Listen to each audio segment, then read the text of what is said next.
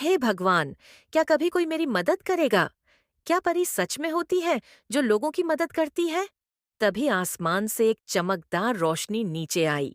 रोशनी इतनी तेज थी कि बहुत साल पहले की बात है। एक पहाड़ी गांव था, हरियाली से भरपूर, पर लोगों की जिंदगी उतनी आसान नहीं थी।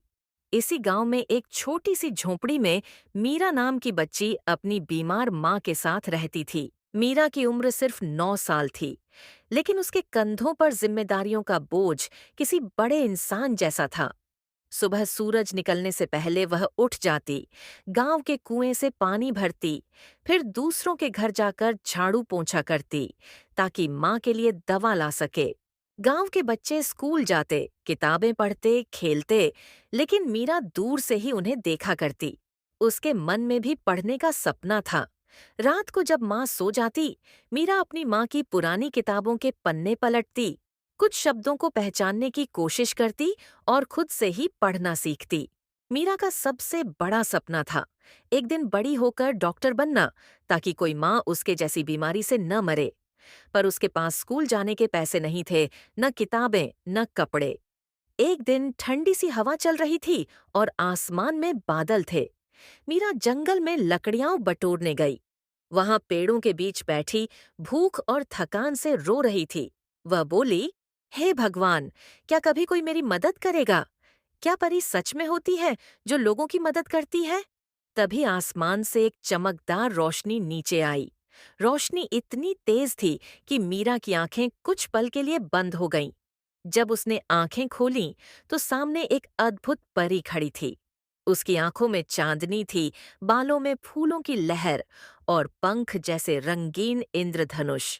परी ने मुस्कुराकर कहा, मीरा, तुम्हारी आवाज मैंने सुनी। मैं उस लोक से आई हूं जहां हर अच्छे दिल की पुकार सुनी जाती है। तुम बहुत बहादुर हो। बोलो, तुम्हारी सबसे बड़ी इच्छा क्या है? मीरा ने कांपती आवाज में कहा, मैं पढ़ना चाहती हूँ, डॉक्टर बनना चाहती हूँ, ताकि माँ जैसी औरतों की मदद कर सकूं। परी ने अपनी चमकती छड़ी उठाई और जैसे ही उसने आकाश में घेरा बनाया, नीली चमचमाती रोशनी से जमीन पर एक छोटा सा स्कूल बना। उसके सामने एक बैग रखा था। उसमें किताबें, पेन, नई कॉपियां और साफ सुथरे कपड़े थे। फिर परी ने मीरा के माथे को छुआ और कहा, अब से तुम्हें हर चीज मिलेगी, ज्ञान, अवसर और हिम्मत। लेकिन याद रखना, असली जादू तुम्हारे दिल में है। मैं तुम्हारे साथ रहूंगी, अदृश्य रूप में। मीरा की आंखें भर आईं। उसने पहली बार किसी को अपना महसूस किया।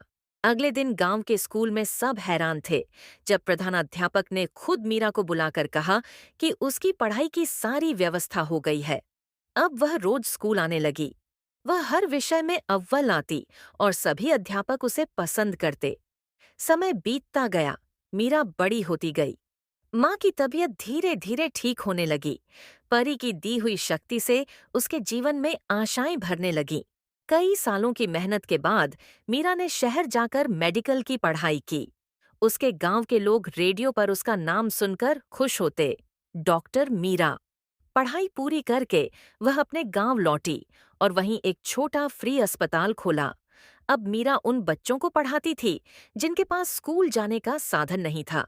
वह बीमारों का इलाज करती, वृद्धों की सेवा करती और हर किसी के दिल में बस गई। परी की आखिरी मुलाकात एक रात मीरा अस्पताल में सो रही थी। अचानक वही रोशनी फिर से आई। परी फिर सामने थी, वैसी ही सुंदर, वैसी ही शांत। मीरा मुस्कुराई, आंखों में आंसू थे। आपका शुक्रिया परी दीदी, आपने मेरी जिंदगी बदल दी। परी ने उसके सिर पर हाथ रखकर कहा, अब तुम खुद एक परी बन चुकी हो, दूसरों की मदद करने वाली, निस्वार्थ, सच्ची परी। अब मैं जा रही हूँ, लेकिन तुम्हारे जैसे इंसान ही इस दुनिया का असली जादू है। और फिर वह रोशनी आकाश में विलीन हो गई। सीख और संदेश।